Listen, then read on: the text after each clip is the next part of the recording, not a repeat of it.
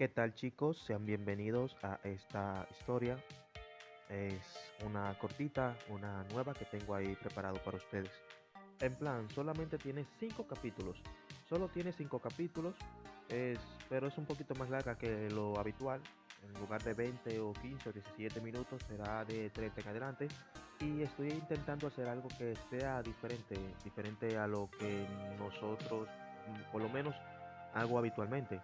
O sea, más allá de su peculiaridad o del hecho de que literalmente quiero hacer un juego con esto de la velocidad y todo eso, quiero que se trate más de un pequeño conflicto que haya, ya tanto sea emocional, social, político e incluso los villanos no precisamente serán lo que uno esperamos, sino probablemente los que menos allegados a ti, por así decirlo. No sé si me entiendes. Ustedes más o menos van a sacar conclusiones mucho antes de terminar el capítulo 5. Ustedes concluirán desde el principio quién es el villano y qué es más o menos lo que le pasará al protagonista. Pero sin duda, sé que vamos a disfrutar esta historia. Mientras tanto, les dejo el primer capítulo, que es la primera introducción de esta gran y maravillosa historia. Boku no Hero Profesional. Capítulo 1, Heroísmo Internacional. A ti, a cualquiera que me vea, que me escuche, que me comprenda. Que entienda por lo que estoy pasando, que entienda lo que estoy sintiendo. Tuve que ser libre de todo, aunque siguiera siendo esclavo del tiempo. Por eso les pido, a todo aquel que pueda escucharme, sentir mi pesar, y mi coraje, mi estupidez, y las decisiones que tomé para quemar mi vida en un instante que se extendió hasta el infinito. Quiero que sepas que tengo miedo de la eternidad. Entonces, si existes, quien quiera que seas tú, que puedes estar fuera del tiempo, y entender lo que siento, lo que estoy experimentando en aquel instante de tiempo cero. Déjame contarte cómo terminé tomando la decisión de quemar mi vida en tan solo un instante. Todo empezó como una decisión, todo empezó con Japón.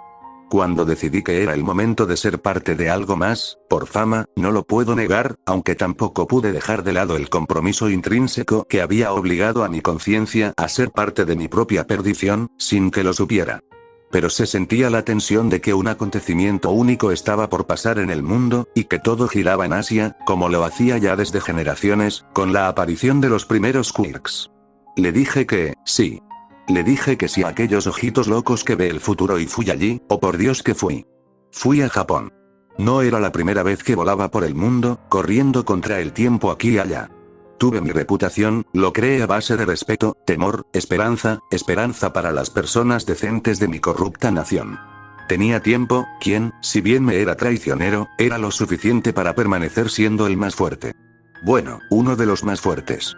Entonces llegué, mentalizado y preparado para los horrores villanescos, momentos de tensión, y decisiones de sacrificio donde una milésima de segundo después podría ser demasiado tarde. Pero nunca imaginé que Japón pudiera resultarme tan liviano. Era como si el tiempo allí fluyera distinto, sensación tan familiar, y a la vez tan distinto. El viento de la ciudad tenía una suavidad algo fría que desconocíamos en las Antillas, normalmente acostumbrados a un buen clima tropical. Todo a mis ojos se sentía fresco, y debo de mencionar, hermoso. Las banderas olímpicas que ondeaban suavemente como decoraciones sobre algunos de los edificios mostraba el entusiasmo de los japoneses por querer demostrar que eran mejores que cualquier otro a la hora de hacer las cosas. Incluso pecaban de prepotencia, insinuando que eran la cuna de los héroes, o algo por el estilo. El hecho de que Olmig fuera japonés parecía hacerles llenarse de orgullo con más fervor. Y debo de decir, comparado con mi país, Japón tenía buenos héroes, y los admiraba por esto. ¿Qué te sorprende tanto? La voz a mi lado me distrajo de la vista de los adolescentes enfrascados en sus mallas, toda la calle repleta de pasantes heroicos tomando el trabajo de los agentes del orden de prevención. A mi lado, Liara caminaba con esa elegancia, entrelazando su brazo con el mío, completamente imperturbable por la cantidad de luces, transeúntes y héroes, además de la cantidad desquiciada de pasantes estacionados como estatuas en las aceras. Bueno. Simplemente, no puedo evitar ver que este país, independientemente de lo que pasara, siempre se ve tan ordenado, ¿no lo crees? Dije por ocurrencia, sin atreverme a desprestigiar a mi país.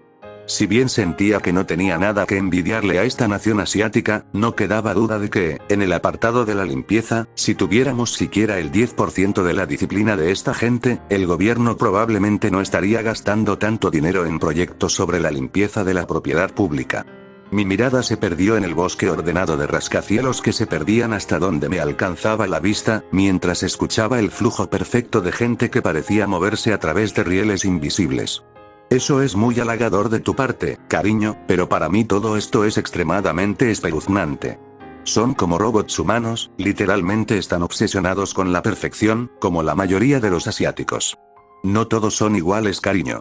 Si lo son, chinos, japoneses, tailandeses, coreanos y, eso sí no tiene sentido, desde como hacía 40 años. La distinción de tu lugar de procedencia a través de una etnia generalizada de dicha región es completamente obsoleta. Un chico rubio con ojos azules puede ser tan japonés como uno de cabello negro con ojos rasgados. O cualquiera de color azul, o negro, rosa. Entiendo tu punto, geniecito. Mi esposa me interrumpió, mascullando entre dientes, antes de apoyar su cabeza sobre mi hombro mientras caminábamos. Bueno, al menos somos diferentes en algo, comparados con el resto del mundo.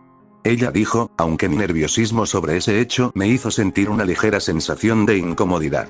De hecho, al menos, desde mi perspectiva como extranjero, no era sorprendente considerarme tan diferente de los demás. Todo tenía un porqué, lastimosamente, para mal en el caso de mi país. Como nativo de Antillas Unidas, los parámetros que definen nominación, al menos de manera objetiva, nos hacía una raza única comparada al resto del mundo, y por lo general, no fuimos muy bien vistos en el pasado por esta misma razón. De hecho, de vez en cuando teníamos que estar blanqueando un montón de propaganda de antaño, como también desbaratando otras cuantas. El mundo aún estaba tenso, como siempre lo había sido, desde la aparición de las peculiaridades. Para poder entender dicha situación, primero se tenía que tener en cuenta los parámetros fenotípicos dominantes de la población de mi país. La población de Antillas Unidas presentaba una uniformidad fenotípica estadísticamente anómala comparada con el resto del mundo. Éramos como los nuevos asiáticos del siglo, a menudo la burla de todos se parecen, encajaba muy bien con nosotros. Nuestra pigmentación dérmica presentaba melanina alta, con variaciones mínimas, como tonos entre ébano y café oscuro, en un 99% de nuestra población. La incidencia de albinismo o hipopigmentación era inferior al 1%. Por otro lado, el 98% de la población poseía el cabello con altos niveles de feomelanina, resultando en la tonalidad designada coloquialmente como rojo sangre. Las variantes genéticas para cabello negro o rubio eran prácticamente inexistentes en el acervo actual de la población. El color escarlata o granate intenso de nuestro iris, resultado de una combinación específica de baja melanina en el estroma y vascularización prominente, era predominante en un 96% de la población. Mi propio tono ámbar dorado es una mutación recesiva minoritaria, resultado de mi propia peculiaridad. Pero los cambios no terminaban allí. En las Antillas Unidas predomina el tipo ectomorfo-mesomorfo, delgado atlético. Era una predisposición genética existente generalizada hacia una alta densidad muscular de fibras rápidas y una eficiencia metabólica superior, permitiendo ganancias de rendimiento físico exponenciales con entrenamiento específico. Esto permitía una gran capacidad de adaptación y desarrollo físico acelerado. Pero la controversia real radicaba en el perfil de la población en cuanto a peculiaridades. Según los datos recogidos por el Instituto Nacional de Genética Peculiar, existía un 100% en la expresión de al menos una peculiaridad a partir de la pubertad, en caso de que no se desarrollara en la niñez. Literalmente, no existía un registro de individuos sin poder en las últimas 3 generaciones. En cuanto a la distribución de los tipos de peculiaridades, las peculiaridades de tipo emisión consistía en un 89%. En pocas palabras, la abrumadora mayoría.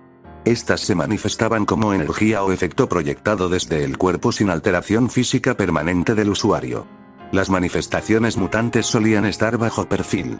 Las variaciones menores en la densidad ósea, patrones de iris inusuales, adaptaciones sensoriales sutiles, por lo general, eran ligeras, ni más ni menos.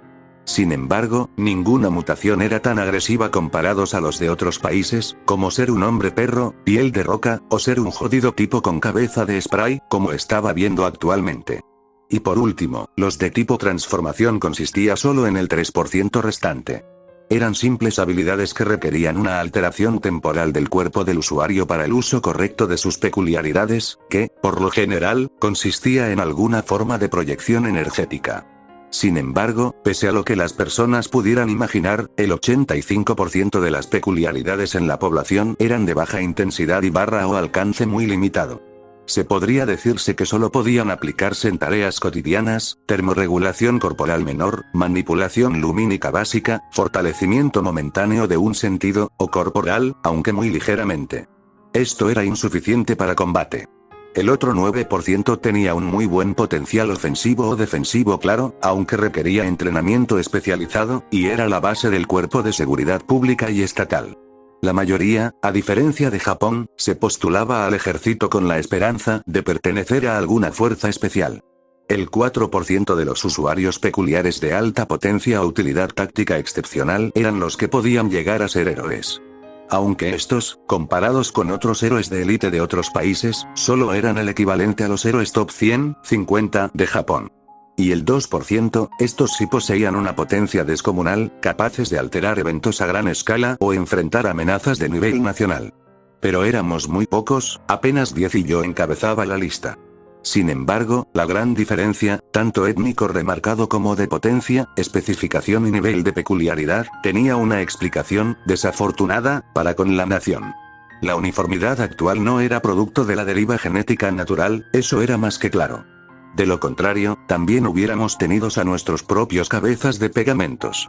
Todo lo que se conocía como las Antillas Unidas fue el resultado directo del proyecto de estabilización genética, implementado por el gobierno militar conocido como la Dictadura del Protectorado de las Antillas, hacia 90 años.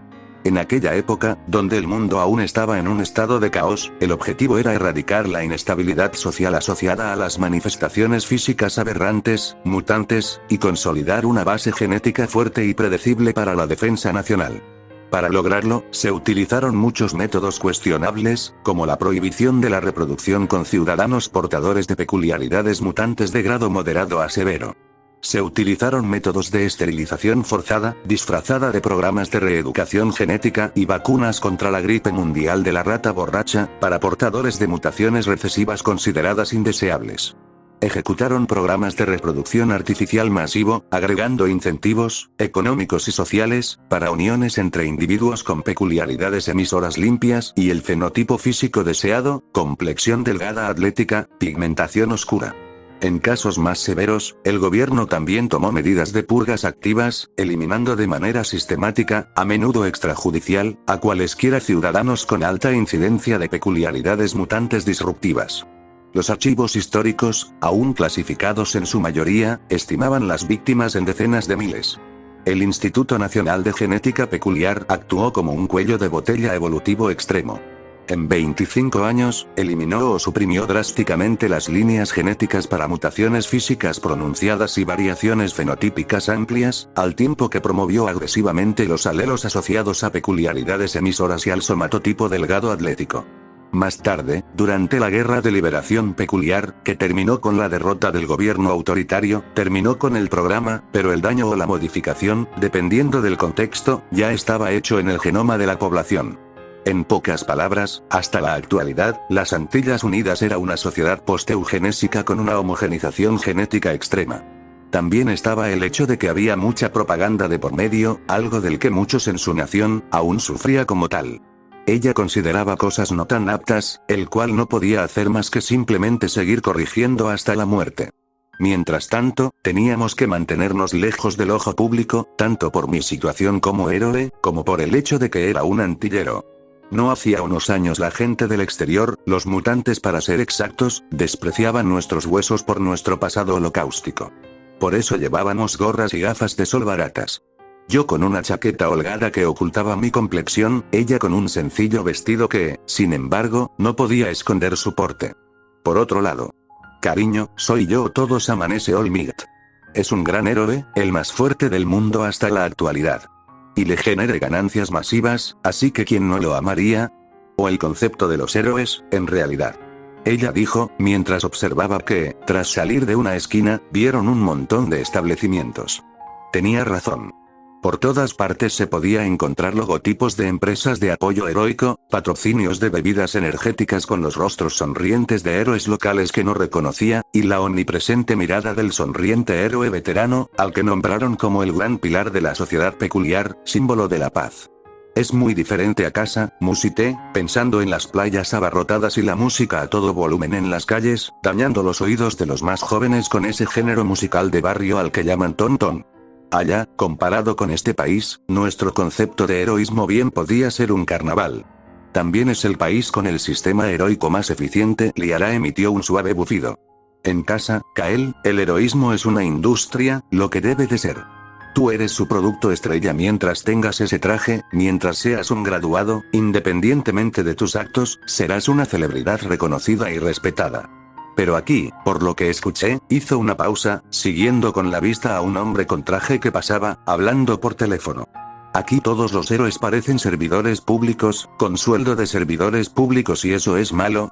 Para nuestro estilo de vida, cariño, sí, definitivamente. En Antillas Unidas, desde que ganaste el ranking y destrozaste el récord de contención del huracán Carmaen, tu rostro vale más que todo el PIB de Nueva España. Patrocinios, licencias, apariciones, eres una celebridad total, un ideal, una marca. Apretó mi brazo ligeramente. Arqueé una ceja ante la mirada de mi esposa, mi manager, para ser exactos. A pesar de estar tan enamorados, teníamos tantos desacuerdos. Pero mira este lugar. Ella continuó. Hay héroes en cada esquina. La oferta es enorme, pero lo más probable es que la demanda sea fija o menor. La ley de la economía, amor. ¿Cuántos de los héroes que vemos por ahí crees que pueden permitirse un apartamento en un distrito como este sin patrocinios? Recuerda lo que te digo, en unos años, en este país habrá tantos héroes que tendrán que restringir aún más los requisitos para poder sacar esa supuesta licencia de peculiaridades, como sea que se llame. Eso era cierto. En las Antillas Unidas, todo ciudadano tenía el derecho irrenunciable a emplear su peculiaridad, en proporción al peligro inminente, para defender su vida, integridad o propiedad ante una agresión ilegítima. Dicha legítima defensa exoneraba de responsabilidad penal al ciudadano, salvo por daño excesivo o colateral no justificados. Por obvias razones, no todos los países podían gozar de esta libertad peculiar, sabiendo que cualquiera, por un mal día, podría simplemente transformarse en un gigante y destrozar unos cuantos edificios. Las Antillas Unidas tenían la facilidad, debido a su baja potencia peculiar en su población. Tratando de ganar la conversación, intenté decir algo. No todos en este país son como crees. Olmig, Endeavor, entre otros héroes, gozan de un buen bienestar, argumenté, débilmente. Olmig, y esos héroes, son una excepción a toda regla. Son como cuasi dioses en un panteón de asalariados. Hablo del resto. Del héroe número 50 en adelante. Los que luchan contra el crimen callejero, rescatan gatos y detienen atracos de tiendas de conveniencia. Luchan constantemente entre ellos mismos para conseguir patrocinios y traer dinero extra a sus departamentos de 4x8. Por lo demás, probablemente ganan lo mismo que un bombero veterano o un funcionario de alto rango. Un sueldo decente, honorable, pero que no compra lujos como nuestros héroes en casa. Por muy impresionante que sea tu peculiaridad, eso no te convierte en una marca. Caminamos en silencio unos pasos, cruzando un puente peatonal sobre una avenida llena de tráfico. La eficiencia japonesa era fascinante. Con todo y el pasado de mi nación, comparado con Japón, éramos la antítesis del caos vibrante archipiélago. Por otro lado, ser héroe en casa era un estatus social máximo, eras parte de la élite.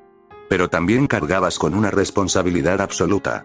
La Agencia Federal de Licencias y Control Heroico era estricta, realizando evaluaciones constantes, además de arraigar un código de conducta casi militar en lo relativo al uso de la peculiaridad. De hecho, existían cláusulas muy serias que todo héroe de mi país debía de llevar a cabo al pie de la letra. Primero, la eliminación. El héroe debe neutralizar con fuerza letal amenazas críticas inminentes. Segundo, lealtad. Prioridad absoluta a la seguridad nacional sobre cualquier protocolo o alianza extranjera. Y tercera, la guerra. Movilización militar automática e inmediata bajo mando castrense en caso de conflicto bélico. La fama era grande, pero la vara estaba alta y muy condicionada. Por lo tanto, a menudo nos acusaban de ser supersoldados durmientes. Tal vez sea mejor así, murmuré, casi para mí mismo. Hacer lo correcto. Sin tanta fanfarria, Liara me miró por encima del borde de sus gafas de sol. Sus ojos, del color rojizo, tenían una mezcla de ternura y exasperación. Oh, mi idealista incurable.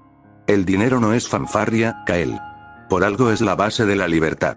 Es la libertad para elegir tus misiones, para tener la mejor tecnología en tu traje como ese dispositivo de electropulso cinético del que te enamoraste tanto. Para asegurar tu futuro, y el de tu familia. Su voz se suavizó en la última parte. No pude evitar recordar a mis hijos, todos en casa, con mi mamá, probablemente jalándose los pelos por no saber cómo calmar a los niños. Cuando la pensión heroica, ella explicó. Depende del gobierno, y el gobierno tiene un presupuesto limitado y miles de héroes que mantener. Bueno, tú entiendes de economía, ¿no? En casa, tú construyes tu propio fondo. Eres dueño de tu poder, en todos los sentidos. Su lógica era impecable, y muy frío. Amaba a esta mujer, pero demonios, era fría, casi despiadada.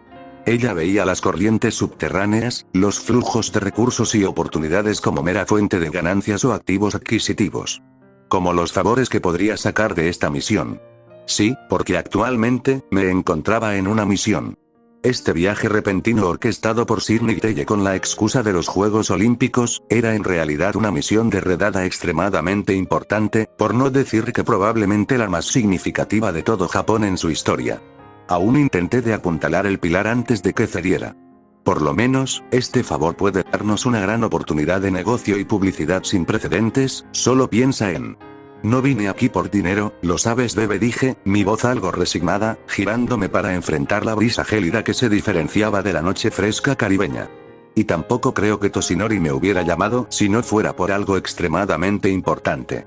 Lo que sea que vaya a pasar, independientemente de lo que sea, tiene que ser extremadamente problemático. Por eso debo de ayudar. Por supuesto que algo está pasando. Ese tipo, el de los ojos locos que pueden ver tu futuro, algo debe de estar tramando. No pude evitar suspirar ante este hecho. Amor. Le advertí, pero ella no retrocedió un ápice. He visto su postura hacia las Antillas Unidas, y su rechazo hacia la manera en cómo hacemos las cosas en nuestro territorio. Nos llama supersoldados, incluso incompetentes extremistas o cualquier otra mierda que su pretenciosamente de otaku pensara de nosotros. Ella resopló, antes de escupir al suelo, sin disimular su desprecio por el compañero de All Might. Ese hombre incluso declaró que no le agradas en lo más mínimo. Literalmente está en tu contra y ha hablado un montón de mierda de ti. Pero de repente, decide hablar contigo sin previo aviso y se aprovecha de tu amistad con All Might para que vinieras aquí, a hacer quién sabe qué, porque no te ha dicho nada, pero que quieres que le ayudes a quién sabe qué. De todos modos. No confío en ese virgen de mediana edad. Replicó ella, desenredando su brazo del mío para ajustarse la gorra. Por eso estoy aquí, para evitar que te vean la cara como pendejo, como muchos han querido hacer desde que tengo memoria. Peor aún, sabes muy bien de que ese Sir Nick Teye se está aprovechando de ti, usando tu amistad con All Might, pero no dices nada al respecto, así que estoy aquí para evitar que seas estafado. Mi trabajo, como tu manager y tu esposa, es asegurarme de que lo que sea que sepas tú, y lo que sea que sepa él, no te convierta en un archivo expiatorio de victimario. Suficiente tenemos con las críticas de las Naciones Unidas echando mierda a nuestra gente. Así que entiende esto, corazón. Solo importas tú. Porque en Antillas, tú eres el jugador principal, y vamos a mantener este hecho durante las próximas 2 décadas. Su pragmatismo, por una vez, me produjo un escalofrío. Pero al final, ella tenía razón. Sir Nick Teye no era mi fan más apreciado, y mi nacionalidad como tal, tampoco me dejaba bien parado que digamos. No por nada hasta el día de hoy nos siguen acusando de ser los cucos de los mutantes, así que es de esperarse que no hubiera tantos simpatizantes que digamos. Mis intentos de calmar el malestar de mi esposa contra todo y todos se vieron interrumpido a causa de un grito, un montón de gritos agudos y llenos de pánico. Seguido por el estruendo sordo de algo pesado siendo derribado. ¡Ah, Dios mío! La voz de mi esposa me hizo estar en alerta, abordándola de manera protectora. Mi cabeza giró instintivamente, hacia la identidad de un gran humanoide gigante, cayendo de espaldas contra uno de los edificios a lo lejos. El aplastamiento de los autos, los escombros y los gritos de horror pareció intensificarse con el chillido de las alarmas de los autos aparcados. Allá, al fondo de la calle, a unas 3 cuadras de donde estábamos, la armonía se había hecho trizas. Un pequeño banco privado, de esos con fachada de mármol y ventanas blindadas, era ahora el centro de un torbellino de caos. La gente corría en todas direcciones, alejándose, mientras una horda de decenas de héroes locales formaba un perímetro tenso, sus cuerpos rígidos, sus puños cerrados, pero inmóviles, incapaces de hacer algo al respecto hasta nuevo aviso por parte de las autoridades, o cualquier otro héroe que tuviera las capacidades idóneas para desarmar la situación de peligro. Liara siguió mi mirada y supo leer mi postura al instante. Ella no quería que lo hiciera, habíamos discutido como 5 veces, que no lo hiciera, y así traté de hacerlo durante los últimos 3 días. Pero ese incidente había sido un momento fuera de lo normal. Su mano se apretó alrededor de mi brazo. Kael, no es algo que nos incumba. Recuerda que solo estamos aquí para ayudar a tu amigo musculoso, nada más. Pero yo ya no la escuchaba del todo, hacía mucho que había ignorado las palabras de mi querida esposa. La amaba, pero a veces éramos tan opuestos. Su apatía por los demás era parte de eso. ¿Tienen miedo de dañar el edificio o de que aquel tipo con el brazo cohete haga volar a los rehenes? Murmuré, al menos para que entendiera el por qué intervendría. La mayoría de esos héroes, probablemente sean pasantes, Liara. Son como pequeños robots, ejecutando lo aprendido como un maldito manual. Voy a intervenir. No es tu problema. Insistió Liara, su voz más urgente y cargado de furia contenida. No tienes jurisdicción aquí, recuérdalo. Deja que sus héroes públicos se encarguen de sus propios asuntos. Su pragmatismo era un muro de ladrillos, tan sólido como él mismo. Pero ella estaba equivocada, y lo sabía muy bien. Dentro de las cláusulas de mi licencia, la de grado mundial otorgado a cada héroe que alcanzara el ranking de los top 5, permitía la intervención autorizada en caso de amenaza inminente a la vida, donde la respuesta local sea insuficiente o tardía. Esta situación estaba dentro de los parámetros autorizados, ambos lo sabíamos. Kael, por favor, su voz perdió por un instante. Sir Telle, la misión. Solo, no llames tanto la atención, ¿de acuerdo? Una sonrisa se dibujó en mis labios. Me aseguraré de no darte tantas molestias. Vuelvo en un parpadeo, prometí, como el héroe número 1 de las Antillas Unidas. Ese era mi lema. Si Olmig todo lo puede, entonces yo siempre estaba a tiempo para resolver lo que sea, en un parpadeo. Ella me besó como despedida, como siempre lo hacía, en caso de que mi siguiente carrera contra el tiempo fuera la última. Los labios de Liara se posaron sobre los míos, y mantuve el beso como si fuera la última vez. Sus labios estaban tibios, y en ese contacto fugaz, pero a la vez, casi eterno, me separé de ella, como todo el tiempo, sin que siquiera se diera cuenta de que lo hubiera hecho. Porque, en ese momento, a mis ojos, el mundo se había congelado en el tiempo.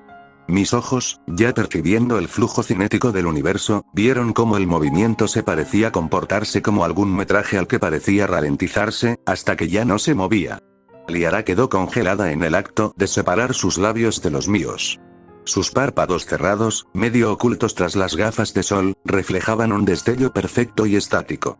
Un mechón de su cabello rojo sangre, agitado por una brisa, se arqueaba en el aire como una escultura de alambre. Aquellos gritos a lo lejos se transformaron en un tono único, grave y distorsionado, como un disco rayado atascado en una nota que no terminaba. Aquellos pasantes en el perímetro eran estatuas a mi vista. Uno de ellos, al parecer un héroe profesional, tenía la boca abierta, dando una orden. Otro tenía un pie adelantado, los músculos de su pierna congelados medio a completar. Sus coletas y capas ondeaban en formas imposibles, rígidas como yeso. La gente que corrían parecía alguna película de terror en pausa. Un hombre con una corbata al aire parecía empujar a una anciana de su camino, una mujer con el bolso volando tras de sí parecía estar a punto de usar su peculiaridad, observando la manera en cómo parecía haberle estado creciendo alas, un niño con la boca convertida en un perfecto círculo de admiración parecía no percatarse de la situación en la que se encontraba, como otros más desafortunados que hacían lo imposible para sobrevivir. Las bocinas, de los coches, el ruido de la ciudad, el viento, todo se redujo a un zumbido de fondo, a la frecuencia misma del universo en pausa. Podía oír el latido de mi propio corazón, acelerándose como un tambor de guerra. Era como si Dios hubiera pulsado el botón de pausa en toda la creación, y yo, por mi peculiaridad, me hubiera quedado fuera de la transmisión. Este era mi reino, mi tiempo fuera. Con un pensamiento, activé una señal de un dispositivo de procesamiento lumínico. A mi lado, un artefacto de mi diseño se abrió con un clic silencioso, permitiendo la facilidad de abrirlo. Dentro estaba mi traje de héroe. material negro azabache, con intrincadas venas de un ámbar luminiscente que dibujaban patrones que imitaban circuitos de energía o el flujo de un relámpago fosilizado, estaba diseñado con tecnología de punta de grado militar, que me permitía el uso de mi poder sin hacerme daño a mí mismo por los factores externos, así como otros artilugios que permitirían el libre ejercicio de mi peculiaridad sin tener que poner en riesgo la vida de ninguna de las personas a las que se supone tengo que salvar. Me despojé de la ropa mundana y cada prenda quedó suspendida donde la solté. Me puse el traje, sintiendo cómo el material se adaptaba a mi piel con una sensación fría al principio, luego cálida. Al final, me coloqué la máscara, un casco ligero que dejaba al descubierto la parte inferior de mi rostro pero cubría mis ojos, con lentes del mismo ámbar dorado que mis iris. Entonces eché a andar. Pese al pensamiento general de lo que creen que es un velocista, desde mi perspectiva, ni siquiera fue necesario tener que hacer un sprint hacia mi destino. En este estado, tener que hacer una carrera innecesaria, de no ser por tener el tiempo encima, probablemente podría caminar todo el tiempo, y de todas formas completar mi misión en un parpadeo. Las partículas de polvo en el aire, inmovilizadas, se apartaban como si yo generara mi propio campo debido a la estática. Pasé junto al Yara y continué de largo. Avancé por la acera. La gente congelada formaba un túnel de expresiones petrificadas. Miedo, curiosidad morbosa, asombro y desesperación. Pasé frente a un vendedor de takoyaki cuyo aceite caliente salpicaba el aire en glóbulos perfectos y quietos. Llegué al borde del perímetro heroico y crucé la línea. Los héroes eran como juguetes de acción de alta gama. Ignorándolos, entré en la zona de peligro. El banco envuelto en terror, detenido en el tiempo. El villano a la cabeza, un tipo de piel plateada, estaba en el centro. Estaba en medio de un gesto de bravuconería, su boca abierta en un grito o una orden, una mano levantada agitando lo que parecía una mochila harapienta. Alrededor de su persona se encontraban los rehenes, un grupo aterrorizados, en pausa, como estatuas. Una mujer mayor tenía las manos entrelazadas en oración, sus labios formando una palabra silenciosa. Un hombre de traje se encontraba contra el mostrador, con los ojos cerrados tan fuerte que parecía querer desaparecer. Una joven con un uniforme de oficina, con el rostro enterrado en las manos, permanecía en un temblor interrumpido. Había más villanos, dos más, estaban en posiciones estratégicas. Uno vigilaba la puerta trasera, su cabeza girada hacia la calle, sus ojos transformados en binoculares, literalmente, escaneaban el panorama que no cambiaría. El otro estaba saqueando una caja fuerte abierta, sus manos, enguantadas y con dedos ganchudos, estaban hundidas en fajos de billetes que parecían bloques de construcción de papel. Algo que había notado, muy interesante, era el punto ver que apuntaba a uno de los rehenes. Caminé hacia el origen de la misma, y descubrí a otro villano, con su brazo transformado en un rifle superfuturista. Observé el panorama, bajo la sensación de tener todo el tiempo del mundo solo para mí. Mi mente, tan acelerada como mi cuerpo en este estado, procesaba variables y simulaba resultados, aunque todo terminaba en una sola conclusión, obvia por decirlo menos. Entonces, sonreí. En tan solo un momento, más corto de un segundo mismo, todos estos tipos terminarían atrapados, sin saber que en tan solo un parpadeo, sus vidas terminarían en una prisión de máxima seguridad.